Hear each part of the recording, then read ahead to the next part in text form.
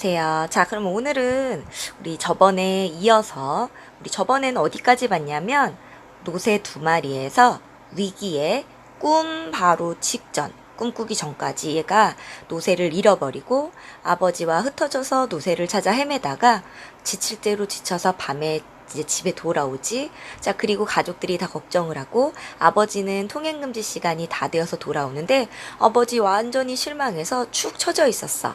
그래서 나 혼자 스스로는 아버지가 아마 정이 든 노새를 잃어버려서 돈보다도 그래서 슬퍼하는 걸 거야 라고 아이다운 추측을 하기도 했고, 또 아버지는 어때?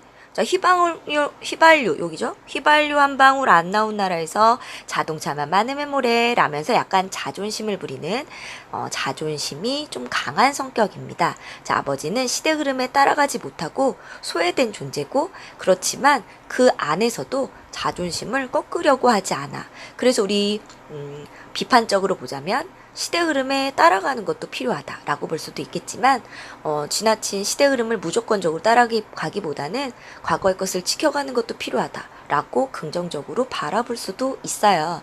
왜냐하면 시대가 변하면서 가치가 변하기도 하고 혹은 변하지 않는 가치도 있으니까. 자, 그러면 오늘은 이제 꿈부터 보도록 할 겁니다. 자, 꿈이 어디냐면 여기서부터가 꿈이죠. 자, 여기서부터 꿈인데, 꿈. 자, 우리 이 소설에서 꿈이 하는 역할이 있죠. 우리 뒤에 또 정리가 되어 있지만 일단 꿈은 얘가 지금 서술자가 1인칭 관찰자 1인칭 관찰자 시점이기 때문에, 자, 관찰자라는 건 자기가 본 것만 서술할 수가 있어. 그런데 노새가 달아나면서 무슨 일이 벌어질지 독자는 전혀 그럼 모르겠네. 그러면 독자들한테 노새가 달아나서 우리 집만 그냥 단순히 노새 없어진 것만 큰일이 아니라 노새가 달아나면서 엄청 소동을 벌일 거라는 걸 보여줘야 되거든. 그래서 그 한계를 극복하게 해주는 역할을 합니다. 그래서 첫 번째로는 노새가 달아나며 벌이는 소동에 대해서 생생하게 한번 보여줄 거고요. 자, 두 번째, 우리 뒤로 가면 노새가 멀리 떠나가죠. 바로 노새를 찾을 수 없을 것을 암시합니다. 또 노새가 굉장히 자유롭게 뛰어다니거든. 바로 노새는 아버지와 같이 시대 흐름에 소외된 존재, 힘겨운 노동을 하며 살아가는 존재죠. 자, 그래서 이렇게 힘겹게 살아가는 시대 흐름에 소외된 사람들, 아버지와 같은 사람들이 이런 고단한 삶에서 벗어나 자유로워지고 싶은 소망을 보여주기도 합니다. 우리 그럼 계속 내용 한번 볼게요. 자, 골목을 뛰쳐나온 노새는 큰 길로 나오자 잠시 망설이다가 곧 길 복판으로 뛰어 들어갔다. 그러자 달려오던 차들이 브레이크를 밟느라고 찍찍 소리를 냈으나 노새는 그걸 본체만 채 하고 달렸다. 어디서 뛰어나는지 교통순경이 호루라기를 불며 달려오다가 노새가 가까이 오자 혼비백산에서, 자, 혼비백산은 넋을 잃고 도망갔다. 인도를 걸어가던 사람들이 일제히 발을 멈추고 노새에 가는 곳을 쳐다보곤 저마다 놀라고 또는 재미있다는 표정을 지었다. 허허, 저놈이 제 세상 만났군. 고삐 뿔린 말이라더니, 자, 그럼 고삐가 말을 묶어놓는 건데 걔가 풀렸어. 그래서 자유로워졌죠. 자, 그래서 뭐래? 저놈도 저렇게 한번 뛰어보고 싶었을 거야. 자, 그럼 저놈, 바로 노새는 소외된 존재를 뜻하니까 소외된 존재들의 혹은 힘겨운 삶을 살아가는 이들의 소망을 보여준다고 볼 수 있고, 엄마, 저게 뭔데 저렇게 뛰어가? 말이지? 글쎄, 말보다는 작은데 노새 같다 얘. 사람들이 그러거나 말거나 노새는 뛰고 또 뛰었다. 연탄찜을 매지하는 몸은 활활 날 것 같았다. 가파른 길도 없었고 채찍질도 없었고 앞길을 막는 사람도 없었다. 여태까지 노새를 힘들게 하던 대상들이라고 되어 있죠. 바로 이런 거 하나 없이 자유롭게 달려가는 모습, 바로 여기지. 바로 뭘 보여줘? 산업화 도시화에 뒤처진 사람들이 힘겨운 삶에서 벗어나고 싶어하는 소망을 이 꿈을 통해 나타내준다 라고 했고, 신호등이 파란불이 켜질 때도 있었고 노란불이 켜진 때도 있었으며 빨간불이 켜진 때도 있었으나 막무가내로 그냥 뛰기만 했다. 노새는 이윽고 횡단보도에 이르렀다. 마침 파란불이 켜져서 우우하고 길을 건너던 사람들이 외마디 소리를 지르며 풍비박산이 되었다. 풍비박산 막 날아갔어. 보퉁이를 이고 가던 아주머니가 오매 소리를 지르며 퍽 그 자리에 넘어지자 머리 위에 있던 보퉁이가 떼구르르 굴렀다. 다정히 손잡고 가던 모녀가 어머머 소리를 지르며 제자리에 우뚝 섰다. 제잘거리며 가던 두 아가씨가 엄마 소리를 지르며 한꺼번에 엉켜 넘어졌다. 자전거에 맥주 상자를 싣고 기우뚱 건너가던 인부가 앞사람이 갑자기 뒷걸음질을 치는 바람에 자전거의 핸들을 놓쳐 중심을 잃은 술상자가 우르르 넘어졌다.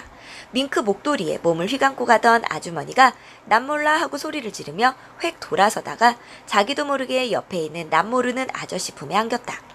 떼국이 잘잘 흐르는 잠바 청년 하나가 이때 워워 하며 앞을 가로막았으나 노새가 앞다리를 번쩍 한번 들자 아이쿠 소리를 지르면서 인도 쪽으로 도망갔다.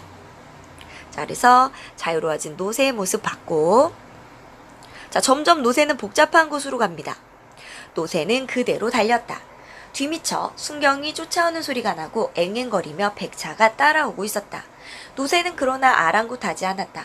노새는 언덕 번화가에 들어서고 있었다. 여기는 아까의 횡단길보다도 더욱 사람이 많았다. 노새는 자꾸 자동차가 걸리는 것이 귀찮았던지 성큼 인도 쪽으로 방향을 꺾었다. 그러자 이번에는 더욱 요란스러운 혼란이 벌어졌다. 사람들은 달랑달랑하는 노새의 목에 달린 방울소리가 들릴 때에는 호기심으로 그쪽을 쳐다보았다가도 금세 인파가 우우 이리 몰리고 저리 몰리고 하면서 눈앞에 노새가 뛰어오자 어쩔 바를 모르고 웩웩 소리를 지르며 달아나기에 바빴다. 분홍색 하일짝이 나뒹굴고 곱게 싼 상품 상자들이 여기저리 흩어졌다. 신사가 한옆으로 급히 비키다가 콘크리트 전봇대에 이마를 찍고 군인이 앞사람의 뒤꿈치에 밟혀 기우뚱하다가 뒤에 오는 할아버지를 안고 넘어졌다. 배지를 단 여학생이 황망히 길 옆 제과점으로 도망치다가 라고 했는데 배지는 학교 배지 있죠? 학교 배지를 뜻하고 요즘은 대학생들이 배지나 이런 자기 어느 학교 다니는지 나타내는 그런 거 없지. 뭐 굳이 한다면 과잠 정도? 과잠바? 이런 거 말고는 사실은 없거든? 그리고 과잠을 다 입고 다닌 것도 아니거든? 근데 이때는 대학생들, 여대생들은 배지를 달고 다녔다는 거. 자, 아무래도 대학생, 이때 당시에 대학교 가는 사람 많지 않았을 테니까 부러웠겠네. 밑에 나와 있죠? 자, 안에서 나오던 청년과 마주쳐 나무 토막 쓰러지듯 넘어지고 아이스크림을 핥고 가던 꼬마들이 얼싸안고 넘어졌다. 번화가 옆은 큰 시장이었다. 노새가 이번에는 그 시장 속으로 뚫고 들어갔다. 머리에 수건을 동이고 좌판 앞에 앉아있던 아낙네들이 아이고 이걸 어쩌지 하면서 벌떡 일어서는 것을 신호로 시장 안에 벌집 쑤신 듯한 소동이 사방으로 번져갔다.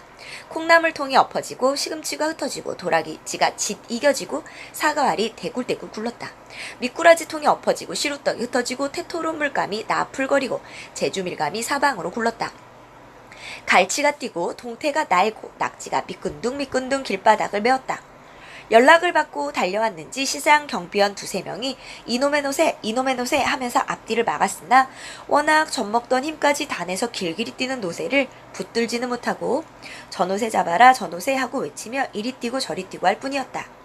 골목을 뛰쳐나온 지 1시간이 지났을까? 노새는 시장 안에서 한바탕 북새를 떨고는 다시 한 길로 나왔다. 한 길, 넓은 길.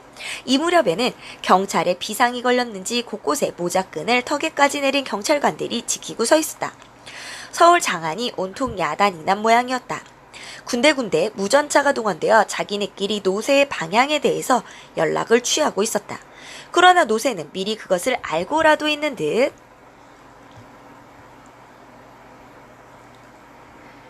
용케도 경비가 허술한 길만을 찾아 달려갔다. 모가지는 물론 갈기며 어깨쭉지 그리고 등허리에 땀이 비오듯 해서 내 다리에 물이 주르르 흐르고 있었다. 검은 물이 우리 앞에 검은 물이 있었어. 자, 검은색이 나타내는 거 뭐라고? 고된 노동, 검은빛. 자, 그럼 얘 이제 검은 물이 흘러내린다. 몸에서 검은빛이 빠지고 있죠. 바로 고된 노동에서 벗어납니다. 힘겨운 삶에서 벗어나요. 어쨌든 검은물은 얘가 그동안 힘든 삶을 살았다라는 것을 보여주고 노새는 벌써 한강 다리를 건너고 있었다. 노새는 얼핏 좌우로 한강물을 훑어보더니 여전히 뛰어가면서도 길게 심호흡을 하였다. 다리를 건너고 얼마를 가자 길이 넓어지고 앞이 툭 트였다. 고속도로였다. 자, 우리 고속도로는 우리 도시화가 진행됐다, 중이다라는 것을 보여주기도 하고, 또 고속도로 타면 멀리 가니까, 자, 노새가 고속도로를 타고 멀리 떠나갈 것이다 라는 것을 보여줍니다. 노새는 돈도 안 내고 톨게이트를 빠져나가더니 그때부터는 다소 속도를 늦추었다. 그러나 절대로 뛰는 일을 멈추지 않았다 까지가 꿈. 자, 여느 날보다 다소 늦게 일어난 나는 간밤의 꿈으로 하여 어쩐지 마음이 헛헛했다. 꿈 그대로라면 우리는 다시는 그 노새를 찾지 못할 것이 아닌가.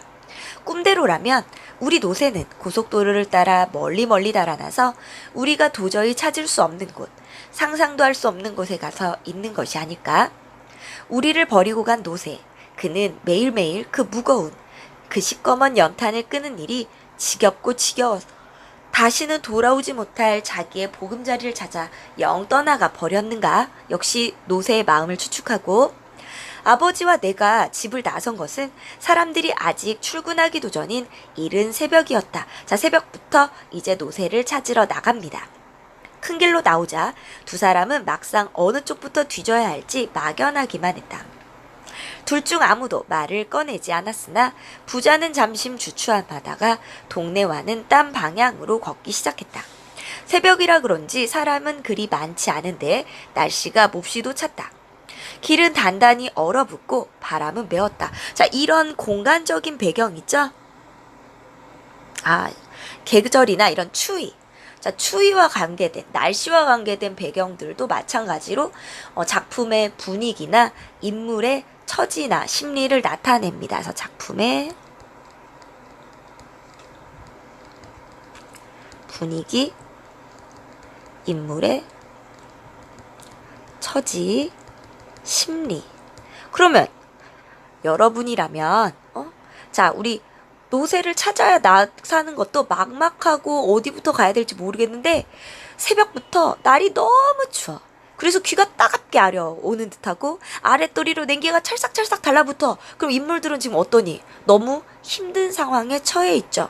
자, 그리고 어떤 분위기? 불행하고 우울한 분위기가 되겠지. 이렇게 추운데 이 추위를 뚫고 노새를 찾으러 다녀야 돼.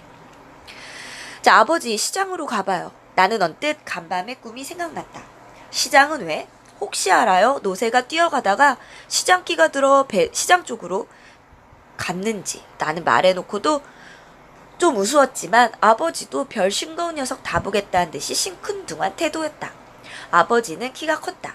그래서 그런지 급히 서둘지도 않고 보통 걸음으로 걷는데도 나는 종종 걸음을 져야 따라갈 수 있었다. 나는 할 수 없이 한 손을 내밀어 아버지의 손을 잡았다. 아버지의 손은 크고 투박하고 나무 토막처럼 단단했다. 자, 투박하다, 볼품없이 둔하고 튼튼한. 그럼 아버지 일을 많이 했으니까 손이 이렇게 됐겠지? 바로 이 손은 가족의 생계를 위해, 우리 좀 이걸로 해볼까? 가족의 생계를 위해 힘든 일을 해온 아버지의 고단했던 삶을 짐작하게 해주는 역할을 합니다. 끌려가듯 따라가면서도 나는 좀 무서웠다. 이날까지는 이런 일은 생각할 수도 없었다.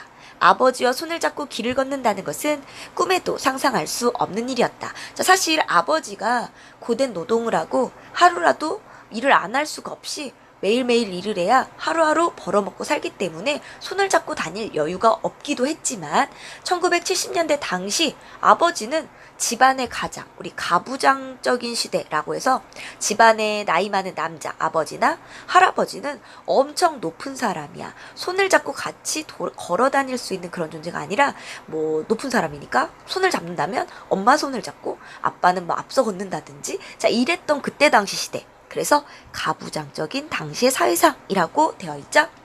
그렇게 지내왔는데 오늘 나는 아주 자연스럽게 아버지와 손을 맞잡고 길을 걷고 있다. 좀 우쭐한 생각이 들었다. 하지만 아무도 그런 우리를 부러운 눈초리로 쳐다보지는 않았다. 자, 우리 우쭐했다. 왜 우쭐해? 아버지와 손을 잡고 걷는 기쁨. 왜? 우리 가부장적인 시대인데, 야, 이런 아버지랑 되게 친근하게 손을 잡고 있죠. 그러면 이 손을 잡으면 어때? 또 가족이라는 유대감, 굉장히 기쁜 느낌이 들었을 겁니다. 하지만 아무도 그런 우리를 부러운 눈초리로 쳐다보지는 않았다. 왜? 관심 없어 타인에게. 아버지와 나는 한도 끝도 없이 걸었다. 어느새 거리는 점심때쯤 되었고, 자, 새벽부터 나한테 점심까지 걸어다녀. 눈발이 비치기 시작했다. 자, 우리 아까 뭐라고? 자, 이런 계절. 자, 훨씬 더 힘들고, 자, 그리고 점점 분위기는 어두워지네요.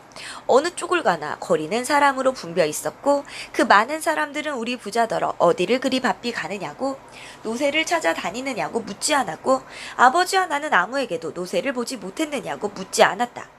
다리는 쇠사슬을 단 것처럼 무겁고 배가 고프고 쓰렸다. 나는 그런 우리가 옛날 얘기에 나오는 길 잃은 나그네 같다. 자, 지교법 썼죠? 고 생각했다.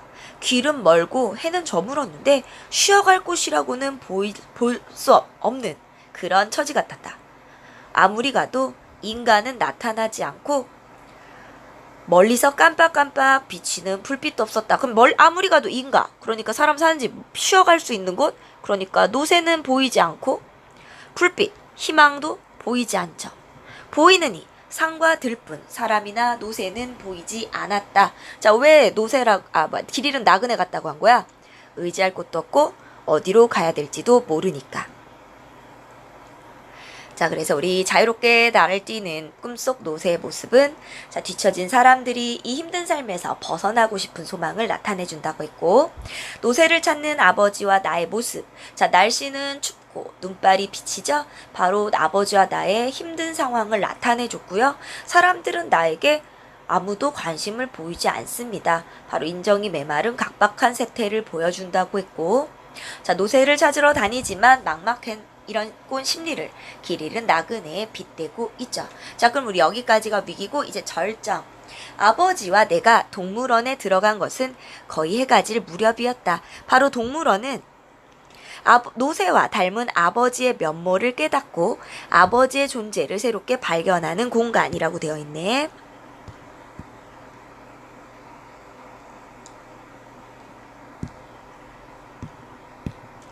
바로 동물원에서 아버지는 얼룩말을 보고 멈추죠. 그런 아버지의 모습이 노새와 닮았음을 알고, 자, 아버지 존재 뭔데? 노새처럼 가족에 대한 책임감으로 힘겨운 노동을 하며 살아왔구나. 바로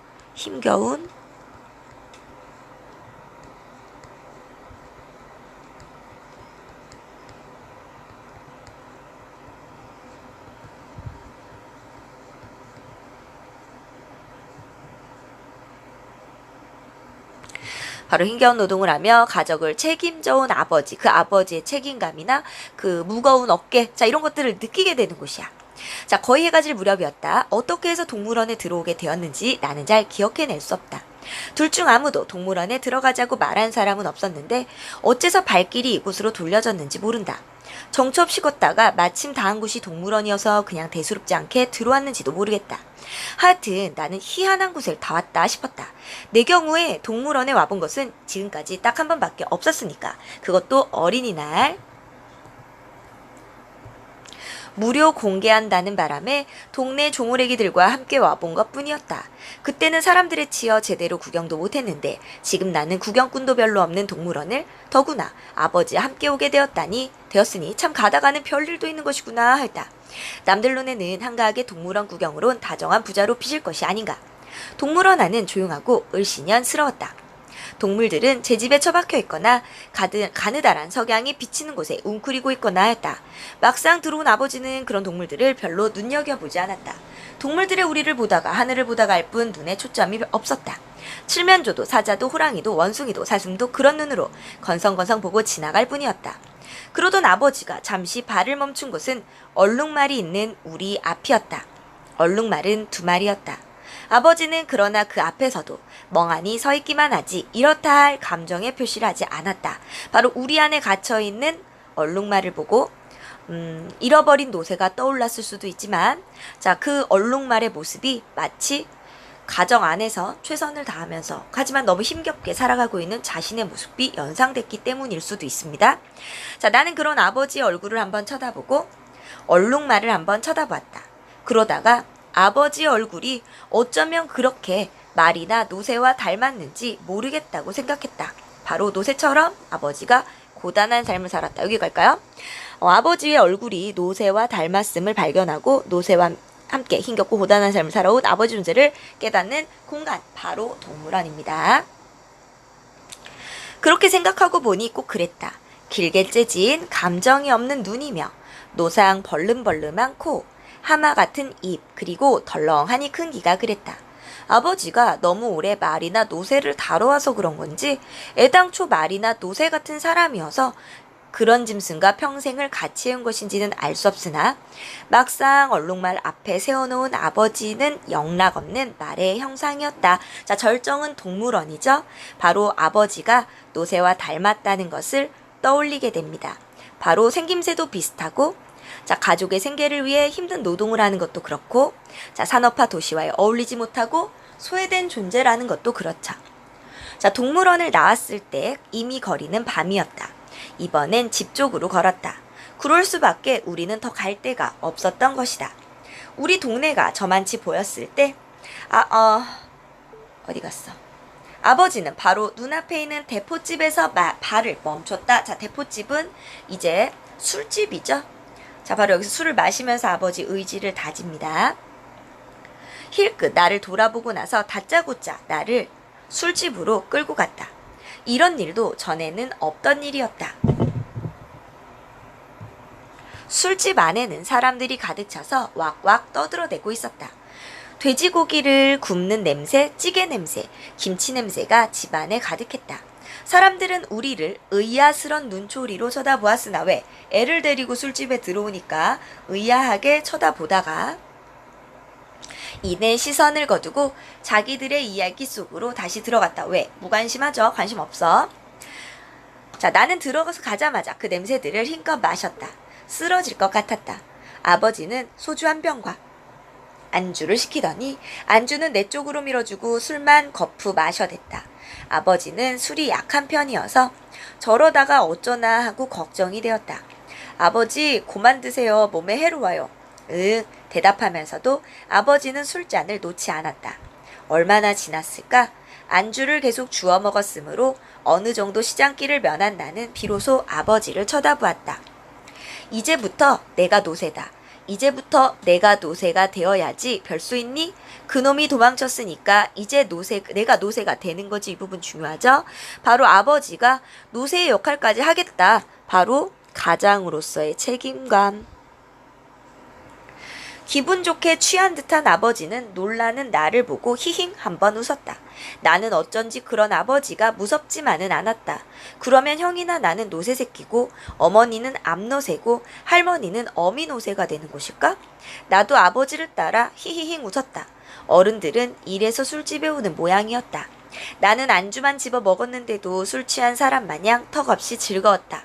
노새가족은 우리 말고는 이 세상에 또 없을 것이다. 자, 이렇게 노새가족이라는데 즐거워한다는 점에서 애가 좀 순수해요. 긍정적으로 세상을 보고 있고. 그러나 이러한 생각은 아버지와 내가 집에 당도했을 때 무참히 깨어지고 말았다.